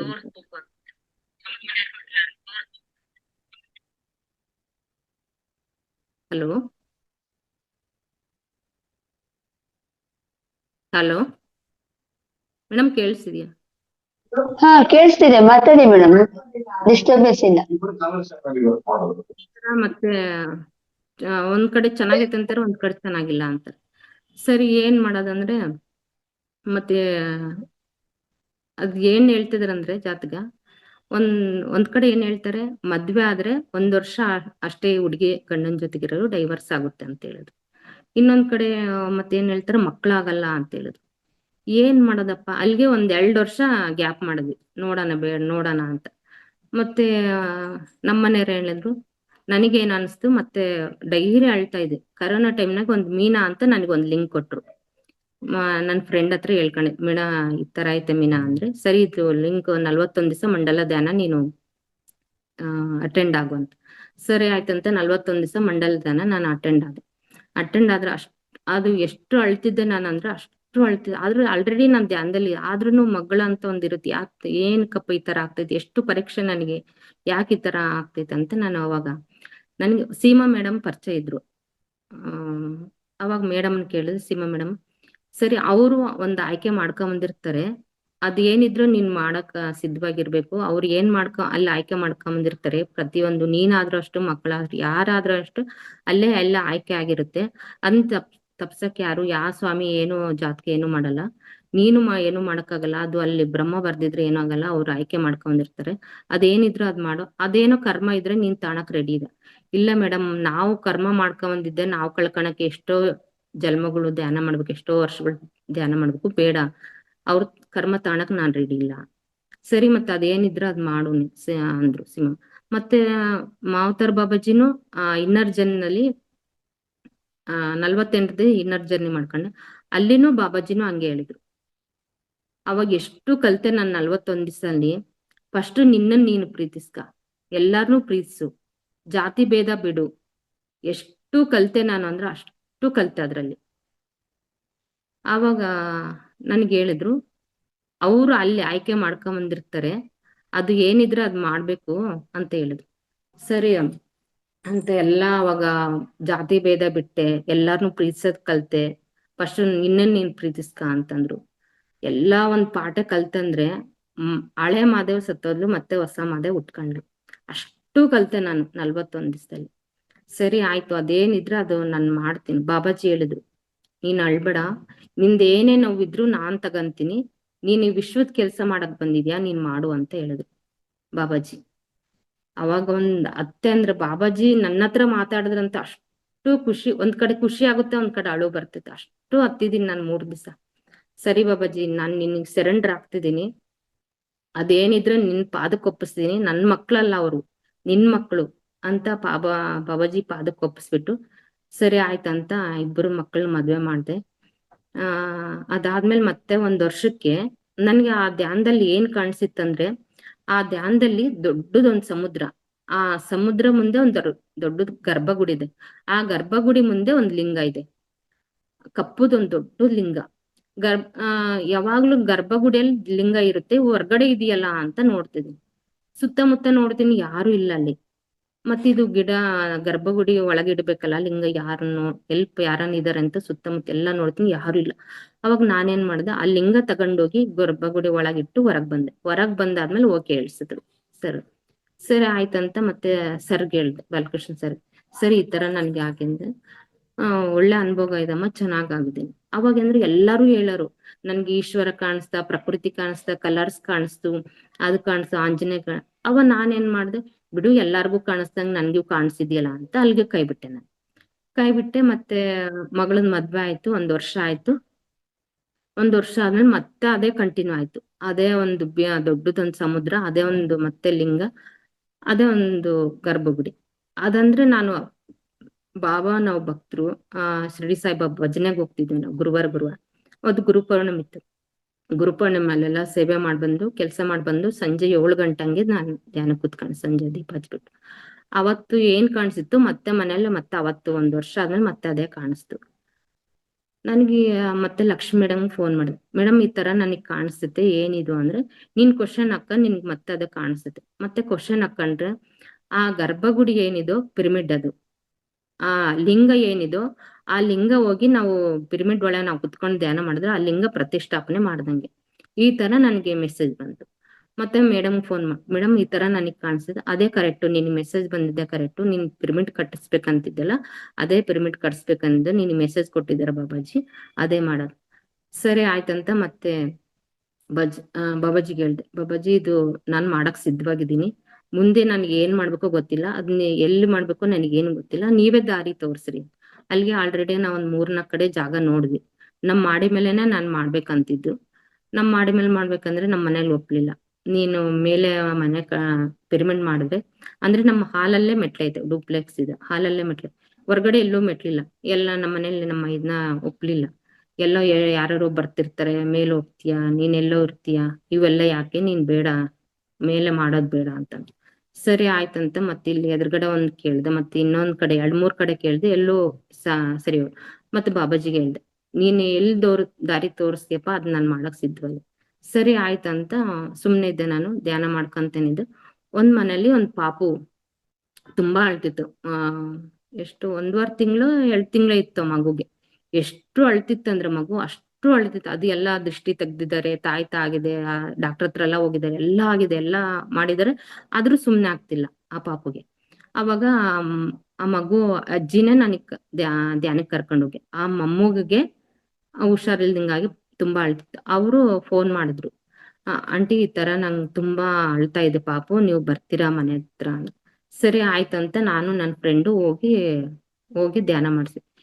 ಅಂದ್ರೆ ಅವ್ರು ನನ್ನ ಧ್ಯಾನಕ್ಕೆ ಕರ್ಕೊಂಡು ಹೋಗಿರೋರು, ಅವ್ರು ಧ್ಯಾನ ಮಾಡೋದೇ ಬಿಟ್ಬಿಟ್ಟಿದಾರೆ. ಅವ್ರು ಆಲ್ರೆಡಿ ನಾನು ಧ್ಯಾನದಲ್ಲೇ ಇದ್ದೆ, ಅವ್ರು ಬಿಟ್ಬಿಟ್ರು. ಅವ್ರು ನಾನ್ ಮತ್ತೆ ಕೇಳ್ದೆ, ಯಾಕೆ ನಿರ್ಮಲಾ ಧ್ಯಾನ ಮಾಡ್ತೀರಾ? ಅಯ್ಯೋ ನಾನ್ ಧ್ಯಾನ ಬಿಟ್ಬಿಟ್ಟು ತುಂಬಾ ವರ್ಷಗಳಾಯ್ತು, ನನ್ಗೆ ಮನೆ ಕೆಲ್ಸ ಇದು ಅಂದ್ರೆ, ಇಲ್ಲ ಎಷ್ಟೇ ಕೆಲ್ಸ ಇದ್ರು ಡೈಲಿ ಒಂದ್ ಅರ್ಧ ಗಂಟೆ ಆದ್ರೂ ಮಾಡ್ಬೇಕು ನಿರ್ಮಲಾ ಅಂದ್ರೆ, ಸರಿ ಆಯ್ತಂತ ಮತ್ತೆ ಅವತ್ತು ಧ್ಯಾನಕ್ಕೆ ಕುಂದ್ರಿಸಿ, ಟೈಮ್ ಆಗಲ್ಲ ಆಂಟಿ, ತುಂಬಾ ಅಳ್ತೈತೆ, ರಾತ್ರೆಲ್ಲ ನಿದ್ದೆ ಮಾಡಲ್ಲ. ಸರಿ ಆಯ್ತು, ನೀನು ತೊಡೆ ಮೇಲೆ ಹಾಕೊಂಡ್ಬಿಟ್ಟು ಹಾಲು ಕುಡಿಸ್ಬೇಕಾರೇನು, ಮತ್ತೆ ಮಂಚದ ಮೇಲೆ ನೀನ್ ಪಕ್ಕದಾಗ ಮಲ್ಗಿರುತ್ತಲ್ಲ, ಪಾಪು ಎದೆ ಮೇಲೆ ಕೈ ಇಟ್ಬಿಟ್ಟು ಯಾವಾಗ್ಲೂ ನೀನ್ ಉಸಿರಾಟದ ಮೇಲೆ ಗಮನ ಕೊಡು. ಮತ್ತೆ ಜೋಲಿ ತೂಗ್ತಾ ಇರ್ತೀಯಲ್ಲ, ಜೋಲಿ ತೂಗ್ಬೇಕಾರೇನು ಕೈ ಮೇಲೆ, ಎದೆ ಮೇಲೆ ಪಾಪು ಕೈ ಮೇಲೆ ಕೈ ಇಟ್ಬಿಟ್ಟು ಯಾವಾಗ್ಲೂ ಉಸಿರಾಟದ ಮೇಲೆ ಗಮನ ಕೊಡು. ಊಟ ಮಾಡ್ಬೇಕಾರೆ, ಸ್ನಾನ ಮಾಡ್ಬೇಕಾರೆ ಯಾವಾಗ್ಲೂ ನೀನ್ ಉಸಿರಾಟದ ಮೇಲೆ ಗಮನ ಕೊಡು ಅಂತಾರ. ಆತರ ಹೇಳ್ಬಂದೆ. ಸರಿ ಆಯ್ತಂತ ಅವತ್ತು ಧ್ಯಾನ ಹೇಳಿ ಹೊರ್ಗಡೆ ಬರ್ತಾ ಇದ್ದೆ, ಒಂದ್ ಹೆಜ್ಜೆ ಹೊರ್ಗಡೆ ಇಟ್ಟಿದೀನಿ. ಅವ್ರು ಹೇಳಿದ್ರು, ನೀನ್ ಧ್ಯಾನ ಮಂದಿರ ಕಟ್ಸ್ಬೇಕಂತಿದ್ದಲ್ಲ, ಇಲ್ಲೇ ಎದುರುಗಡೆ ಪಾರ್ಕ್ ಕಾಣಿಸ್ತೈತೆ, ಆ ಕಟ್ಸ್ಬೇಕಂತಿದ್ದೆ, ನೋಡಿ ಇಲ್ಲಿ ಪಾರ್ಕ್ ಐತ್, ಬೇಕಂದ್ರೆ ಕೇಳು ಅಂತ. ಮುನ್ಸಿಪಾಲ್ಟಿ ಅವ್ರನ್ನ ಕೇಳಿ ಮಾಡ್ಬೇಕಂತಿದ್ಯಾ ಮಾಡ್ಬೇಕು ನೋಡ್ರಿ ಅಲ್ಲಿ. ಆ ಮಗುಗೆ ಧ್ಯಾನ ಹೇಳ್ಕೊಟ್ಟಕ್ಕೆ ಅವ್ರು ಹಿಂಗೆ ಧ್ಯಾನ ಪಿರಮಿಡ್ ಕಟ್ಸ್ಬೇಕಂತಿದ್ದ, ಅಲ್ಲಿ ಜಾಗ ಹೇಳಿಕ್ಕೆ ಒಬ್ರು ಒಂದಕ್ಕೊಂದು ಎಲ್ಲಿನ ಕುರುಗಳು ನಮಗ್ ಜೋಡ್ಸಿದಾರ ಅಂದ್ರೆ, ಮತ್ತೆ ನಾವು ಧ್ಯಾನ ಹೇಳ್ಕೊಟ್ ಬಂದ್ಮೇಲೆ 3 ದಿವಸಕ್ಕೆ ಆ ಮಗು ಫುಲ್ ಸೈಲೆಂಟ್ ಆಗ್ಬಿಟ್ಟೈತೆ. ಮತ್ತೆ ಡಾಕ್ಟರ್ ಹತ್ರ ಏನು ಇಲ್ಲಮ್ಮ, ಆರಾಮಾಗೈತೆ ಹುಡುಗಿ ಅಂತ. ಅಷ್ಟು ಸೈಲೆಂಟ್ ಆಗೈತೆ ಮಗು. ಮತ್ತೆ ಅದಾದ್ಮೇಲೆ ಮತ್ತೆ ಆ ಸಂಜೆ ಆಗ್ಲೇ 7:30 ಆಗಿತ್ತು, ಕತ್ಲಾಗಿತ್ತು. ಸರಿ ಬಿಡು, ನಾಳೆ ಬಂದು ನೋಡ್ತೀವಿ ಅಂದ್ರೆ, ಮತ್ತೆ ತಿರ್ಗಿಸ ಹೋಗಿ ಅಲ್ಲೆಲ್ಲ ಫುಲ್ಲು ಪಾರ್ಕ್, ಅದೇ ದೊಡ್ಡದೈತ್ ಪಾರ್ಕ್, ಎಲ್ಲ ಜಾಳಿ ಮುಳ್ಳು ಬೆಳೆದ್ಬಿಟ್ಟು ಫುಲ್ ಇಷ್ಟೆತ್ರ ಇತ್ತು. ನೆಲ ಏನು ಕಾಣಿಸ್ತಿರ್ಲಿಲ್ಲ. ಅವಾಗ ಮತ್ತೆ ಇದನ್ನೆಲ್ಲ ಏನ್ ಕೇಳೋದು, ಯಾರನ್ನ ಕೇಳೋದು, ಮತ್ತೆ ನಮ್ಮ ಮನೆಯವ್ರನ್ನೆಲ್ಲ ವಿಚಾರಿಸ್ದೆ. ಇಲ್ಲ ಮುನ್ಸಿಪಾಲ್ಟಿ ಇದನ್ನೆಲ್ಲ ಎಲ್ಲ MLA ಅವ್ರನ್ನ ಮತ್ತೆ ಏರಿ ಕೌನ್ಸಿಲರ್ನೆಲ್ಲ ಕೇಳ್ಬೇಕು ಅಂದ್ರೆ, ಮತ್ತೆ ಒಂದ್ 4-5 ಜನ ಸೇರ್ಕೊಂಡ್ಬಿಟ್ಟು ನಾವು ಎಲ್ಲ ಹೆಣ್ಮಕ್ಳೆಲ್ಲ ಸೇರ್ಕೊಂಡು ಅಲ್ಲೆಲ್ಲ ಕೇಳಿ ಮತ್ತೆ ಹಿಂಗೆ ಮಾಡ್ಬೇಕಂತಿದೆ ಅಂದ್ರೆ, ಸರಿ ನಮ್ದೇನಿಲ್ಲಮ್ಮ, ಕೌನ್ಸಿಲರ್ ಹೇಳಿದ್ದು, ನಂದೇನಿಲ್ಲಮ್ಮ, MLA ಅವ್ರನ್ನೆಲ್ಲ ಕೇಳಿ ಮತ್ತೆ ಅಲ್ಲಿ MLA ಅವ್ರನ್ನೆಲ್ಲ ಕೇಳ್ಬಿಟ್ಟು ಎಲ್ಲ ಮಾಡಿದ್ವಿ. ಸರಿ ಅಮ್ಮ, ನೀವೊಂದು ಒಳ್ಳೆ ಕೆಲಸ ಮಾಡ್ತಿದ್ರ, ಮಾಡ್ಕೊಳ್ರಿ. ಸರಿ ಆಯ್ತಂತ ನಾವು ನೋಡ್ರಿ ₹1 ಏನು ಇಟ್ಕೊಂಡಿಲ್ಲ, ಸುಮ್ನೆ ಮಾಡ್ಬೇಕಂತ ಭೂಮಿ ಪೂಜೆ ಮಾಡಿದ್ವಿ. 2022ರಲ್ಲಿ ಶುರು ಮಾಡಿದ್ವಿ. ನಮ್ಮ ಹತ್ರ ಏನು ಇಟ್ಕೊಂಡಿಲ್ಲ. ಸರಿ ಆಯ್ತು ಮಾಡ್ಬೇಕು ಅಂತ ಪತ್ರಿ ಸರ್ ಅವಾಗ ಹೇಳಿದ್ರು, ಒಂದ್ ಮಾಡ್ಬೇಕಂತಂದ್ರೆ ಹಿಂದೆ ಏನ್ ಅನ್ಸ್ತೈತೆ ಅದ್ ಮಾಡ್ಬಿಡ್ಬೇಕು. ನಾಳೆ ಅಂದಿದ್ದು ಅದೇನಲ್ಲ, ಆ ಕ್ಷಣಕ್ ನಿಂಗೆ ಏನು ಅನ್ಸುತ್ತೆ ಅವ್ ಮಾಡ್ಬಿಡ್ಬೇಕು. ಪತ್ರಿ ಸರ್ ಮತ್ತೆ ಹೇಳಿದ್ದು, ನಾನ್ ಯಾವಾಗ್ಲೂ ಯೂಟ್ಯೂಬ್ ನಲ್ಲಿ ಯಾರೇ ಏನೇ ಅಂದ್ರೂ ಒಂದ್ ಕ್ಲಾಸ್ ಕೇಳೋದು, ಬೇರೆಯವ್ರ ಮೆಸೇಜ್ಗಳು ಕೇಳೋದು, ಬೇರೆ ಅನುಭವಗಳು ಕೇಳೋದು, ಯಾವಾಗ್ಲೂ ನಾನು ಯೂಟ್ಯೂಬ್ ನ ಕ್ಲಾಸ್ಗಳು ಕೇಳ್ತಿದ್ದೆ. ಆ ಯೂಟ್ಯೂಬ್ ನಾನು ತೆಗೆದ್ರೆ ಸಾಕು, ನನ್ಗೆ ಏನ್ ಬೇಕೋ ಅದೇ ಸಿಕ್ತಿತ್ತು. ಅವ ಪತ್ರಿ ಸರ್ ಹೇಳಿದ್ರು, ನೀನ್ ಒಂದ್ ಹೆಜ್ಜೆ ಮುಂದೆ ಇಡು, ನಿನ್ ಜೊತೆಗೆ ನಾನು ಯಾವಾಗ್ಲೂ ಇರ್ತೀನಿ. ನನ್ಗೆ ಏನ್ ಬೇಕೋ ಅದೇ ಸಿಕ್ತಿತ್ತು ಮೆಸೇಜ್. ಸರಿ ಆಯ್ತು ಪತ್ರಿ ಸರ್ ಇಷ್ಟ ಹೇಳಿದಾರಲ್ಲ ಅಂತ ನಾನು ಮತ್ತೆ, ನನ್ನ ಹತ್ರ ಏನು ದುಡ್ಡು ಇಟ್ಟಿರಲ್ಲ, ಸುಮ್ನೆ ಗುರುಗಳಿಗೆ ಒಂದ್ ₹10 ಕೊಟ್ಟು ಬುನಾಜಿ ಪೂಜೆ ಮಾಡಿಸಿ ಶುರು ಮಾಡಿದ್ವಿ. ಶುರು ಮಾಡಿ ಮತ್ತೆ ಎಲ್ಲಾರು ಸೇರ್ಕೊಂಡು ಎಲ್ಲ ಬುಕ್ಗಳೆಲ್ಲ ಮಾಡಿಸಿ, ಪಾಂಪ್ಲೆಂಟ್ ಸ್ಟಾರ್ಟಿಂಗ್ ನಾವು ಏನ್ ಬುಕ್ಕನ್ನು ಮಾಡಿಸಿಲ್ಲ, ಸುಮ್ನೆ ಒಂದ್ ಬುಕ್ ತಗೊಂಡು ಎಲ್ಲ ಬುಕ್ನಾಗೆಲ್ಲ ಬರ್ಕಂತಿದ್ವಿ. ಮತ್ತೆ ಕೆಲವ್ರು ಹೇಳಿ, ಇಲ್ಲ ನೀನ್ ಬುಕ್ನ ಹಿಂಗ್ ಬರ್ಕೊಂಡ್ರೆ ಕೆಲವ್ರು ಒಪ್ಪಲ್ಲ, ಬುಕ್ ಮಾಡಿಸ್ಬೇಕು ಅಂತ. ಸರಿ ಆಯ್ತಂತ ಒಂದ್ 10 ಬುಕ್ ಮಾಡಿಸ್ಬಿಟ್ಟು ಹಿಂಗೆ ಮನೆ ಮನೆಗೆಲ್ಲ ಹೋಗಿ ಕೇಳೋದು. ಮತ್ತೆ ಫ್ಯಾಮಿಲಿನೋ, ನನ್ನ ರಿಲೇಷನ್ ಧ್ಯಾನಿಗಳು ಎಲ್ಲ ನಮ್ಮ ಊರಲ್ಲೆಲ್ಲ ಕಲೆಕ್ಷನ್ ಮಾಡಿ ಬೇಸ್ಮಟ್ಟವರೆಗೂ ಬಂತು. ಬೇಸ್ಮಟ್ಟ ಆಯ್ತು. ಮತ್ತೆ ರಘು ಹೆಂಚಿಗೆ ಕೆಬ್ಬಣದಕ್ಕೆ ಎಲ್ಲ ಒಂದೇ ಸಲ 3 ಲಕ್ಷ ಬೇಕು ಅಂತ ಹೇಳಿದ್ರು. ಸರಿ ನಮ್ಮೂರಲ್ಲೆಲ್ಲ ಆಯ್ತು, ಫ್ರೆಂಡ್ಸ್ ಅಲ್ಲಿ ರಿಲೇಷನ್ ಎಲ್ಲಾ ಆಯ್ತು, ಬೇಸ್ಮಟ್ಟವರೆಗೆ ಬಂದಿತ್ತು. ಒಂದೇ ಸಲ 3 ಲಕ್ಷ ಕೇಳಿದ್ರು. ನಾವೇನಂದ್ರೆ ವಾರ ಅವತ್ ಏನಾಗುತ್ತೋ ವಾರಕ್ಕೊಂದ್ಸಲ ಕೊಡ್ತಿದ್ವಿ ಪೇಮೆಂಟ್. ಮತ್ತೆ ಇವ್ರು ಒಂದೇ ಸಲ 3 ಲಕ್ಷ ಕೇಳ್ತಾರೆ ಅಂದ್ರೆ, ನಮ್ಗೆ ಒಳ್ಳೆ ಇಂಜಿನಿಯರೇ ಸಿಕ್ಕಿದ್ರು. ಎಷ್ಟು ನಾವ್ ಏನ್ ಕೊಟ್ರ ಅಷ್ಟೇ ಇಸ್ಕಂತಿದ್ರು. ಎಲ್ಲ ಅವರೇ, ಸಿಮೆಂಟ್ ಆಗ್ಲಿ, ಒಂದ್ ಕಲ್ಲಾಗ್ಲಿ, ಇಟ್ಕೆ ಆಗ್ಲಿ, ಏನಂದ್ರು ಎಲ್ಲ ಅವರೇ ತಂದು ಮಾಡ್ಕೊಳೋರು. ಅಷ್ಟು ಒಳ್ಳೆ ಇಂಜಿನಿಯರ್ ಸಿಕ್ಕಿದ್ರು. ಅವ್ರಿಗೆ ಎಷ್ಟು ಟ್ಯಾಂಕ್ಸ್ ಹೇಳಿ ಕೃತಜ್ಞತೆ ಹೇಳಿದ್ರು ಕಡಿಮೆನೆ. ಇದಾಯ್ತು. ಮತ್ತೆ 3 ಲಕ್ಷ ಒಂದೇ ಸಲ ಕೇಳಿದ್ರು, ಹೆಂಗ್ ಮಾಡೋದಪ್ಪ ಅಂತ ಮತ್ತೆ ಧ್ಯಾನ ಕುತ್ಕೊಂಡ್ರೆ, ಅವ್ ಪತ್ರಿ ಸರ್ ಮತ್ತೆ ಮೆಸೇಜ್ ಕೊಟ್ರು, ನೀನ್ ಹಿಂಗ್ ಮನೇಲಿ ಕುತ್ಕೊಂಡ್ರೆ ಆಗಲ್ಲ, ಹೊರ್ಗಡೆ ಹೋಗ್ಬೇಕು, ಹೊರ್ಗಡೆ ತಿರ್ಗ್ಬೇಕು, ಮನೇಲಿ ಕುತ್ಕೊಂಡ್ರೆ ಏನೂ ಆಗಲ್ಲ ಅಂತ ಮತ್ತೆ ಪತ್ರಿ ಸರ್ ಮೆಸೇಜ್ ಕೊಟ್ರು. ಸರಿ ಆಯ್ತು ಅಂದ್ರೆ, ನಾನ್ ಏನಿದ್ರು ಇಲ್ಲಿ ನಮ್ಮನೆಯವ್ರು ಎಲ್ಲಾನು ಊರ್ಗಳ್ಗ್ ಹೋಗ್ಬೇಕು, ಅಲ್ಲಿ ಧ್ಯಾನಕ್ಕೆ ಹೋಗ್ಬೇಕು, ಏನೇನ್ ಪಿರಮಿಡ್ ಓಪನ್ ಎಲ್ಲೂ ಕಳಿಸ್ತಿರ್ಲಿಲ್ಲ. ಏನಿದ್ರು ಇಲ್ಲಿ ಚಳ್ಳಕೆರೆ ಧ್ಯಾನಕ್ಕೆ ಹೋಗ್ತೀಯಾ ಬರ್ತೀಯಾ, ನೀ ಇಷ್ಟೇ ಮಾಡು, ಬೇರೆ ಎಲ್ಲೂ ಕಳ್ಸಲ್ಲ, ನಮ್ಮ ಮನೆಗ್ ಒಪ್ಪಲ್ಲ. ಸರಿ ಆಯ್ತಂತ ಇಲ್ಲಿ ಧ್ಯಾನಕ್ಕೆ ಹೋಗಿ ಬರ್ತಿದ್ದೆ. ಮತ್ತೆ ಬೇರೆಗಳ್ಗ್ ಹೋಗ್ಬೇಕು, ತಿರ್ಗ್ಬೇಕು ಅಂತ ಹೇಳ್ತಾರೆ, ಹೆಂಗ್ ಮಾಡೋದಪ್ಪ ಅಂತ. ಸರಿ ಆಯ್ತಪ್ಪ ಅಂತ ಅಲ್ಲಿಗೆ ಒಂದ್ಸಲ 2 ಸಲ ಸುಳ್ಳು ಹೇಳಿ ಹೋಗ್ತಿದ್ದೆ. ಹಿಂಗೆ ಪಿರಮಿಡ್ ಓಪನಿಂಗ್ ಐತೆ, ದುಡ್ಡು ಕಲೆಕ್ಷನ್ ಅಂತ ಯಾವತ್ತೂ ಹೇಳೋಗಿಲ್ಲ. ಹಿಂಗ್ ಪಿರಮಿಡ್ ಓಪನ್ಗಳು ಇದ್ದಾಗ ಅಲ್ಲೇ ಹೋಗ್ತಿದ್ದೆ. ಮತ್ತೆ ಪಿರಮಿಡ್ ಇಂದು ಫಂಕ್ಷನ್ ಇದ್ದಾಗೆ 41 ಮಂಡಲದ ಎಲ್ಲೆಲ್ಲಿ ಏನೇನು ಇರುತ್ತೋ ಫಂಕ್ಷನ್, ಧ್ಯಾನದ ಫಂಕ್ಷನ್ ಇದ್ದಾಗೆಲ್ಲ ಹೋಗ್ತಿದ್ವಿ. ಅಲ್ಲಿ ದುಡ್ಡು ಕಲೆಕ್ಟ್ ಮಾಡ್ಕೊಂಡ್ ಬರ್ತಿದ್ವಿ. ಸರಿ ಆಯ್ತಂತ ಮತ್ತೆ ಇನ್ನ ಕಡಿಮೆ ಬಂತು, 1-2 ಲಕ್ಷ ಆಯ್ತು. ಮತ್ತೆ ಹೊಸಪೇಟೆ, ಗಂಗಾವತಿ, ಬಳ್ಳಾರಿ, ಮೈಸೂರು ಮತ್ತೆ ಹೈದ್ರಾಬಾದ್ಗೆ ಹೋಗುತ್ತೆ. ಹೈದ್ರಾಬಾದ್ಗೆ ಅಂದ್ರೆ ಪತ್ರಿ ಸರ್ 1 ವರ್ಷದ ಫಂಕ್ಷನ್ ಇತ್ತು. ಅವಾಗ ಹೋದ್ ಬಾಡಿ ವಿಕೆಟ್ ಮಾಡಿ 1 ವರ್ಷದ ಫಂಕ್ಷನ್ ಇತ್ತು. ಅಲ್ಲಿ ಹೋಗಿದ್ವಿ. ಅಲ್ಲಿ ಹೋಗಿ ಎಲ್ಲ ಮಾಡ್ಕೊಂಬಂದು 3 ಲಕ್ಷ ಆಯ್ತು. 3 ಲಕ್ಷ ಆಗಿ ಮತ್ತೆ ರಘು ಕೊಟ್ವಿ ಪಿರಮಿಡ್ ಸ್ಟ್ರಚ್ ಮಾಡಕ್ಕೆ. ಸರಿ ಅದೆಲ್ಲ ಆಯ್ತು. ಮತ್ತೆ ಅಲ್ಲಿ ಹೈದ್ರಾಬಾದಿಗೆ ಹೋದಾಗೆ ಪತ್ರಿ ಸರು ಬಾಬಾ ರೂಪದಲ್ಲಿ ನನ್ಗೆ ದರ್ಶನ ಕೊಟ್ರು, ಶಿರ್ಡಿ ಸಾಯಿಬಾಬಾ ರೂಪದಲ್ಲಿ. ಅಲ್ಲೆಲ್ಲ ಕಲೆಕ್ಷನ್ ಮಾಡ್ತಾ ಇದೀವಿ. ಮತ್ತೆ ಒಬ್ರು ಶಿರ್ಡಿ ಸಾಯಿಬಾಬಾ ಪತ್ರಿ ಸೆಕೆಂಡ್ ಪತ್ರಿ ಅಂತ ಹೇಳ್ತಾರಂತವ್ರು. ಅವಾಗ ಎಲ್ಲಾರ್ನು ಕರೀತಿದಾರೆ, ಯಾರು ಬರ್ತಿಲ್ಲ. ಬಂಡ್ರಮ್ಮ ಧ್ಯಾನ ಹೇಳ್ಕೊಡ್ತೀನಿ, ಬಂಡ್ರಮ್ಮ ಧ್ಯಾನ ಹೇಳ್ಕೊಡ್ತೀನಿ ಅಂತ ಹೇಳ್ತಿದಾರೆ ಅವರು. ಸರಿ, ನಾವು ದುಡ್ಡು ಕಲೆಕ್ಷನ್ ಮಾಡಕಂತ ಹೋಗಿರೋದು. ಸುಮ್ನೆ ಟೈಮ್ ವೇಸ್ಟ್ ಆಗುತ್ತಲ್ಲ, ಮತ್ತೆ ವಾಪಸ್ ಊರಿಗೆ ಬರ್ಬೇಕು. ಸೊ ಎಷ್ಟೊತ್ತಾಗುತ್ತೆ, 20 ನಿಮಿಷ ಬಂಡ್ರಮ್ಮ ಅಂತ. ಯಾರು ಇಲ್ಲಿ, ಎಲ್ಲಾರ್ನು ಕರೀತಾರೆ, ಯಾರು ಹೋಗ್ತಿಲ್ಲ. ಸರಿ ಆಯ್ತು ನೋಡು, ಅಷ್ಟೆಲ್ಲ ಕರೀತಿದಾರ ಪಾಪ ಅವರು ಅಂತ ಹೋಗಿ ಕುತ್ಕೊಂಡ್ವಿ. ಕುತ್ಕೊಂಡು 5 ನಿಮಿಷ ಅಷ್ಟಿದೆ, ಮತ್ತೆ ಎಲ್ಲ 20-25 ಜನ ಬಂದ್ರು. ನೀವು ಬಂದ್ ಕುತ್ಕೊಳ್ರಿ, ಎಲ್ಲಾರು ಬರ್ತಾರೆ ಅಂತಂದ್. ಸರಿ ಆಯ್ತಂತ ನಾವು 3 ಹೋಗಿದ್ದು. 3 ಹೋಗಿ ಧ್ಯಾನಕ್ಕೆ ಕುತ್ಕೊಂಡ್ವಿ. ಧ್ಯಾನಕ್ಕೆ ಕುತ್ಕೊಂಡ್ಮೇಲೆ ಎಲ್ಲಾರು ಬರಕ್ ಶುರು ಮಾಡಿದ್ರು. ಅವರು ಎಲ್ಲ ಹಿಂಗೆ ಧ್ಯಾನದ ಬಗ್ಗೆ ಹೇಳ್ತಿದ್ರು, ಮತ್ತೆ ಪ್ರಾಣಿಗಳ ಬಗ್ಗೆ ಹೇಳ್ತಿದ್ರು. ಹಿಂಸೆ ಮಾಡ್ಬಾರ್ದು, ತರಕಾರಿ ಸೊಪ್ಪು ಇದೆಲ್ಲ ಐತಿ, ಈ ತರ ತಿನ್ಬೇಕು, ಹಿಂಸೆ ಮಾಡ್ಬಾರ್ದು ಇದೆಲ್ಲ ಹೇಳ್ತಿದ್ರು. ಸಸ್ಯರ ಬಗ್ಗೆ ಮತ್ತೆ ಧ್ಯಾನದ ಬಗ್ಗೆ ಎಲ್ಲ ಹೇಳ್ತಾ ಇದ್ರು. ಹೇಳ್ತಾ ನಾವೆಲ್ಲ ಕಣ್ಮುಚ್ಕೊಂಡಿದೀವಿ. 10 ನಿಮಿಷ ಆಗಿತ್ತು. ಬಾಬಾ ವಾಯ್ಸ್ ನನಗೆ ಕೇಳಿಸ್ತು. ಎಲ್ಲ ಅಂದ್ರೆ ಬಾಬಾ ಅಂದ್ರೆ ನಾವು ಶಿರ್ಡಿ ಸಾಯಿಬಾಬಾ ಶಿರ್ಡಿಗೆಲ್ಲ ಹೋಗಿ ಬಂದ್ವಿ. ಗುರುವಾರ ಭಜನೆ ಮಾಡ್ತಿದ್ವಿ ಬಾಬಾ ದೇವಸ್ಥಾನಕ್ಕೆ ಹೋಗಿ. ನಾನು ಶಿರ್ಡಿ ಸಪ್ತಾಹ ಬಾಳ ಓದಿದ್ದೆ, ಬಾಬಾ ಬುಕ್ಕು ಸಪ್ತಾಹ ಬಾಳ ಮಾಡಿದ್ದೆ. ನಂಗೆ ಬಾಬಾ ವಾಯ್ಸು ಕೇಳಿಸ್ತು. ಈ ಬಾಬಾ ವಾಯ್ಸ್ ಕೇಳಿಸ್ತಲ್ಲ ಅಂತ ನಾನು ಸಡನ್ ಆಗಿ ಕಣ್ಬಿಟ್ರೆ ರಿಯಲ್ ಆಗಿ ಅಲ್ಲಿ ಬಾಬಾನೇ ಇದ್ದಾರೆ. ಆ ಕಣ್ಣು, ಆ ಕೈ ಮಾಡ್ತಿರೋದು, ಆ ಮುಖನು ಫುಲ್ ಅವ್ರ ದೇಹ ಪೂರ್ತಿ ಚೇಂಜ್ ಆಗಿದೆ. ಮುಖ ಪೂರ್ತಿ ಬಾಬಾದೇ, ಕಣ್ಣು ಬಾಬಾನೇ, ಶಿರ್ಡಿ ಸಾಯಿಬಾಬಾ. ನನ್ಗಿ ಒಂದ್ ಕಡೆ ಕಣ್ಣಾಗ್ ನೀರ್ ಬರ್ತಿದೆ, ಕೈ ಮೈಯೆಲ್ಲ ಫುಲ್ ನಡ್ಕ ಬರ್ತೈತಿ. ಎಷ್ಟು ಒಂದ್ ಕಡೆ ಭಯ ಆಗುತ್ತೆ, ಒಂದ್ ಕಡೆ ಖುಷಿ ಆಗ್ತೈತೆ, ಒಂದ್ ಕಡೆ ಕಣ್ಣಾಗ್ ನೀರ್ ಬರ್ತಿದೆ. ಬಾಬಾ ದರ್ಶನ ಇಲ್ಲೇ ಪತ್ರಿ ಸರ್ ಬಾಬಾ ಅಂದ್ರೆ ಎಲ್ಲಾ ಅವ್ರೆ, ಬುದ್ಧನೂ ಅವ್ರೆ, ಕೃಷ್ಣನೂ ಅವ್ರೆ, ಪತ್ರಿ ಸರು ಅವ್ರೆ, ಎಲ್ಲಾ ರೂಪದಲ್ಲಿ ನೋಡಿದೀನಿ ಅವ್ರನ್ನ. ಬಾಬಾ ರೂಪದಲ್ಲಿ ನೀವು ದರ್ಶನ ಕೊಟ್ರಪ್ಪ ಅಂತ ಅವಾಗ ಅಷ್ಟು ಖುಷಿಯಾಗಿ ಅವ್ರು ಏನ್ ಹೇಳಿದ್ರು ಗೊತ್ತಾ, ನನಗೆ ಹಾರ ಬೇಡ, ಹೂವ ಬೇಡ, ಈ ಪೂಜೆ ಪುನಸ್ಕಾರ ಇವೆಲ್ಲ ಏನು ಬೇಡ, ಭಕ್ತಿಯಿಂದ ಕುತ್ಕೊಂಡ್ ನಾನು ಧ್ಯಾನ ಮಾಡಿದ್ರೆ ನೀವ್ ಎಲ್ಲಿ ಏನ್ ಬೇಕೋ ಅದು ನಾನು ಕೊಡ್ತೀನಿ ಅಂತ ಅವಾಗ ಅವ್ರ ದರ್ಶನ ಹೇಳಿ. ಯಾವ ಪ್ರಾಣಿ ಹಿಂಸೆ ಮಾಡಬಾರ್ದು ಅಂತ ಹೇಳಿದ್ರು. ಎಲ್ಲದಕ್ಕೂ ಅದಕ್ಕೊಂದ್ ಜೀವ ಇರುತ್ತೆ, ಪ್ರಾಣಿ ಹಿಂಸೆ ಮಾಡಬಾರ್ದು ಅಂತ ತೆಲುಗಿನಲ್ಲಿ ಎಲ್ಲ ಹೇಳಿದ್ರು ಅವ್ರು. ಸರಿ ಅಂದ್ರೆ ನಾನು ಅಲ್ಲಿ ಬಾಬಾ ದೇವಸ್ಥಾನಕ್ಕೆ ಹೋದ್ರೆ ಅವಾಗ ಬಂದು ಆ ಅವ್ರು ಹೇಳಿದ್ರಲ್ಲ, ನಾವು ಡೈಲಿ ಹೋಗ್ತಿದ್ವಿ ಗುರುವಾರ ಭಜನೆ ಮಾಡಿ ಬರ್ತಿದ್ವಿ. ಅವಾಗ ನನಗೆ ಅನಿಸ್ತು ಬಾಬಾ ಹೇಳಿದಾರಲ್ಲ ಧ್ಯಾನ ಮಾಡಿಸ್ಬೇಕು ಅಂತ. ನಾನು ಗುರುವಾರ ಅಲ್ಲಿ ಭಜನೆ ಮಾಡ್ಬಿಟ್ಟು ಅರ್ಧ ಗಂಟೆ ಭಜನೆ ಮಾಡಿ ಅರ್ಧ ಗಂಟೆ ಧ್ಯಾನ ಮಾಡಿಸಿ ಬರ್ತಿದ್ವಿ.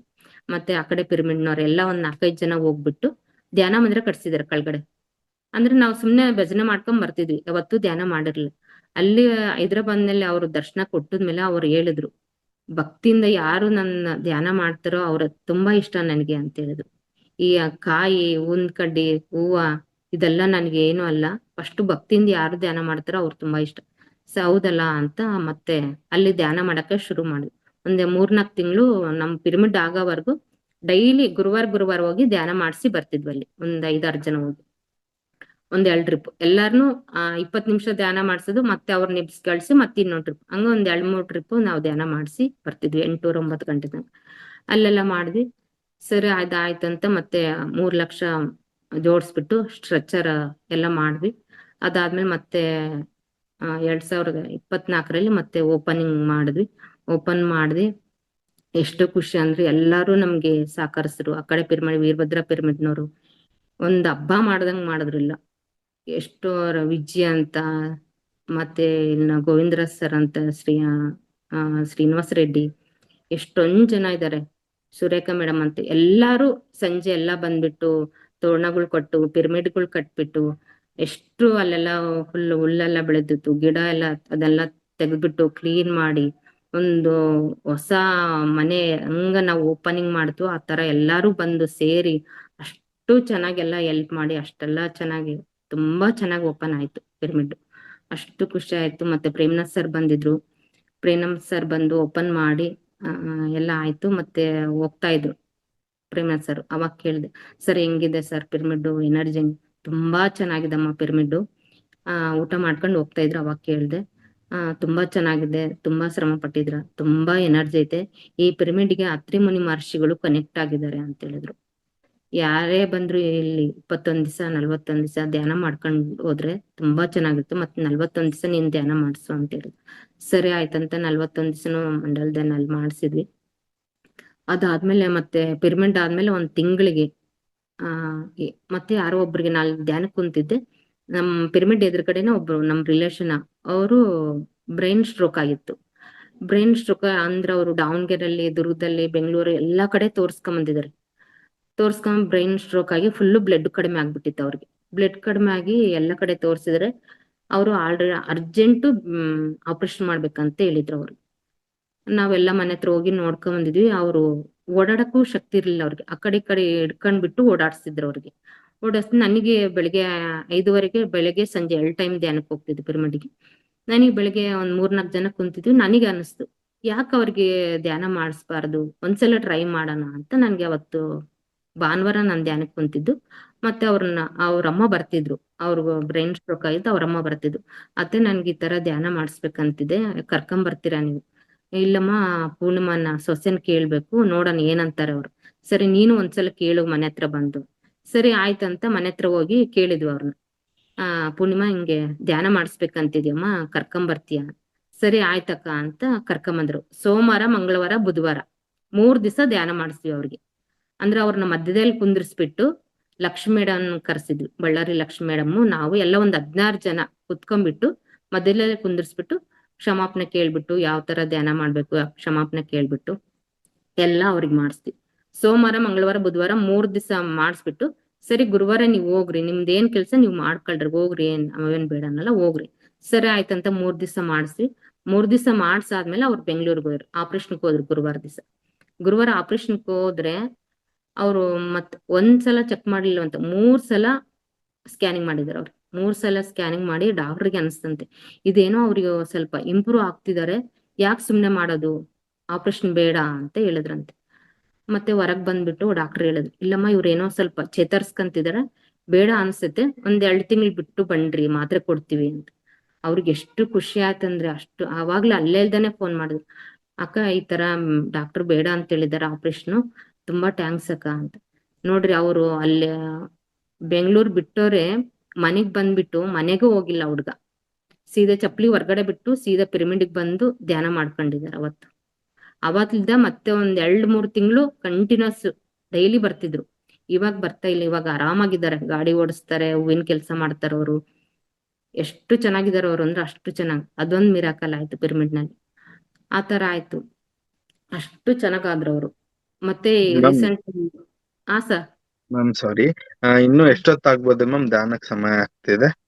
ಹೌದಾ, ಸರಿ ಸರ್, ಆಯ್ತು, ಆಯ್ತು. ಮುಗ್ಸೋಣ. ಹಾ ಮ್ಯಾಮ್. ಸರಿ, ಥ್ಯಾಂಕ್ ಯು.